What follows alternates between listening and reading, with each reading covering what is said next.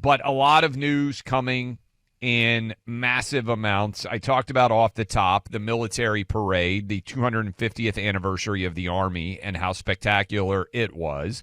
We talked about the No Kings rally and the impact that had, and how actually the two protests should have just been one big celebration, because if you're truly excited that we don't have kings, the reason we don't is because of the colonial army and because we defeated the greatest power in the world at that time, England, and became an independent country. I even talked about how much of the, I would say, historical bastardization of the American history has all been rolled into the way that the conversation is taking place, including, by the way, I don't know how many of you have paid attention to this, but Los Angeles, which has emerged as the epicenter of the anti-ICE protest.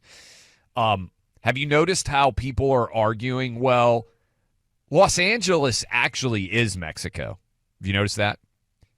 Well, Los Angeles used to be Spanish territory. It used to be Mexican territory, and therefore, why would you not be waving Mexican flags?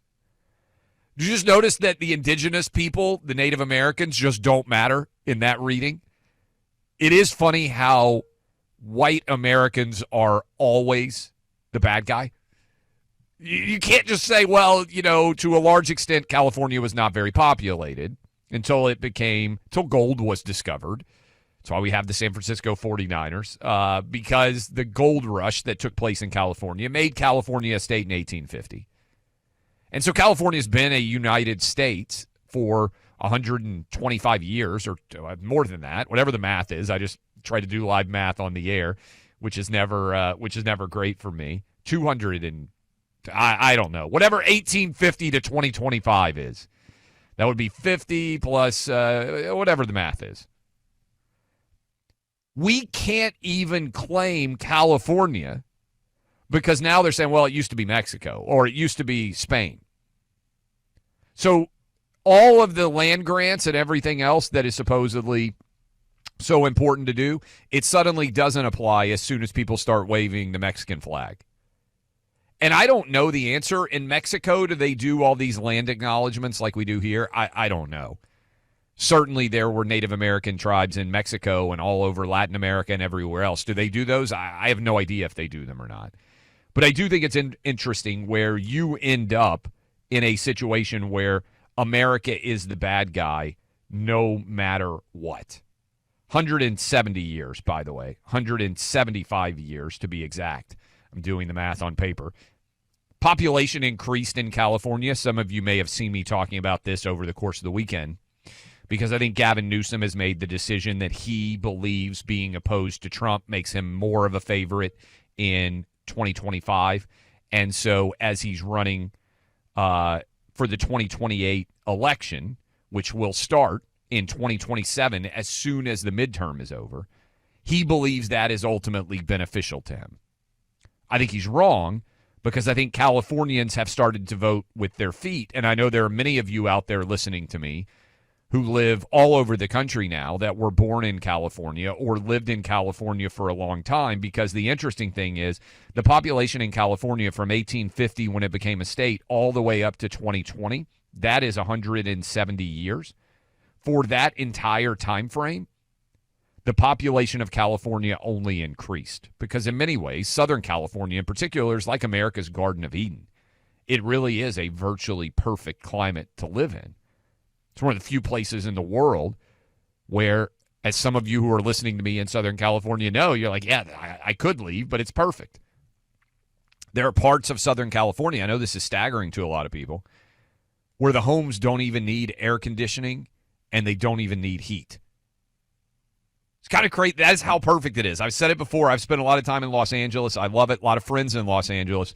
Only place I've ever lived a decent amount of time where you can walk out of a public building into the air, and it very often is the exact same temperature indoors and outdoors.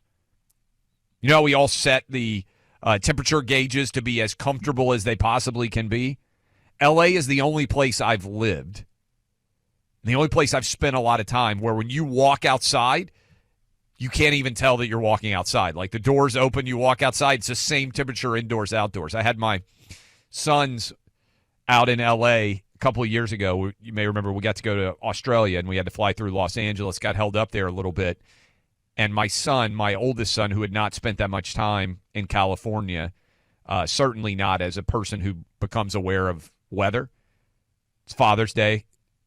You know how your kids, like, they don't really have any clue about weather until they get to be about 13 or 14 years old. Prior to that, it's like, whatever. The weather never matters to them unless they're waiting to see whether or not they're going to get out of school for snow. He was standing around. He's like, is the weather always like this? It was December in L.A. I'm like, yeah, it's pretty great. That's the benefit that Gavin Newsom has.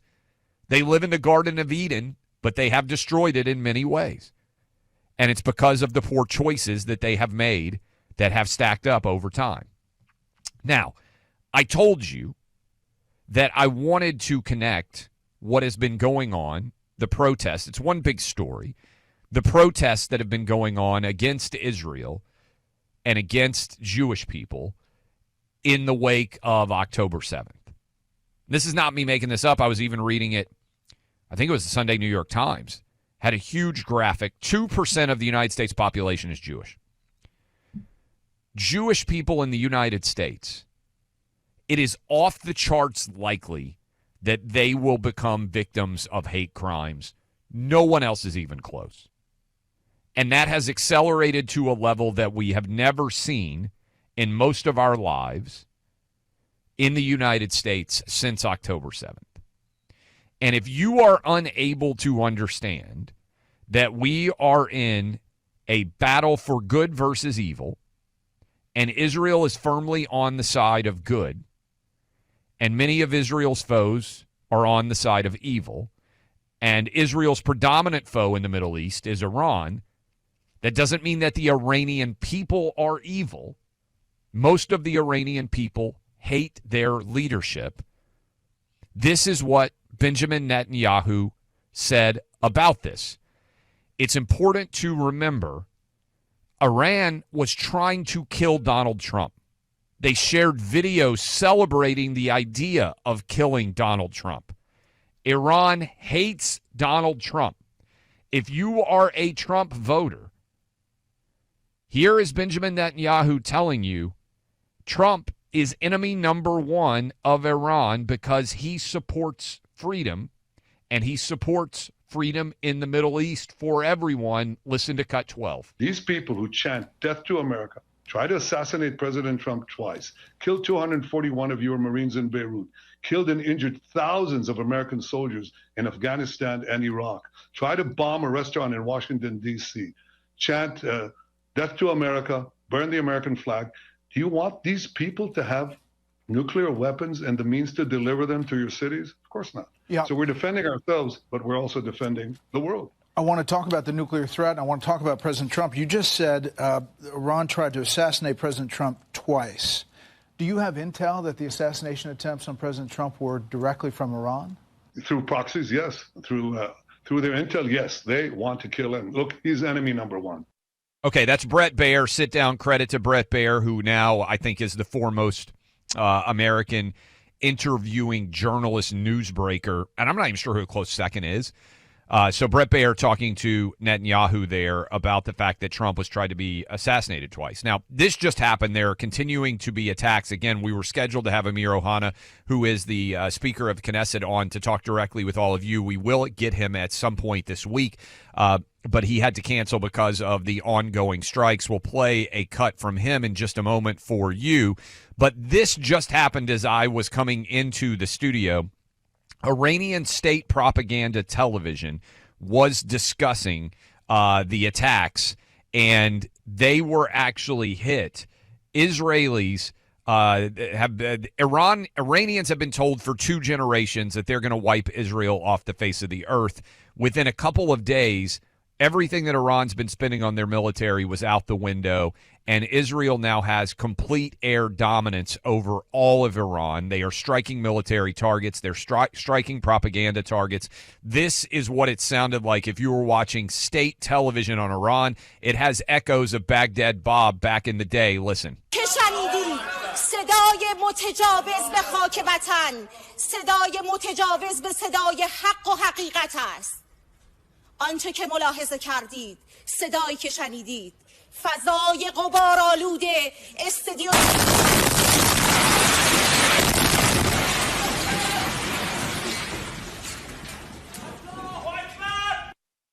That was Iranian state-sponsored propaganda TV. They can't even stay on to keep their propaganda going. That is how weak, that is how impotent the Ayatollah's leadership has become. Here is Amir Ohana, who was scheduled to join us earlier, speaking in English and giving you the latest update. I believe he's talking to the Iranian people here. Listen. To the people of Iran, in recent days, Israel has taken defensive measures against the Islamic Republic, a regime that for decades has oppressed you, the Iranian people, and spread terror across the region.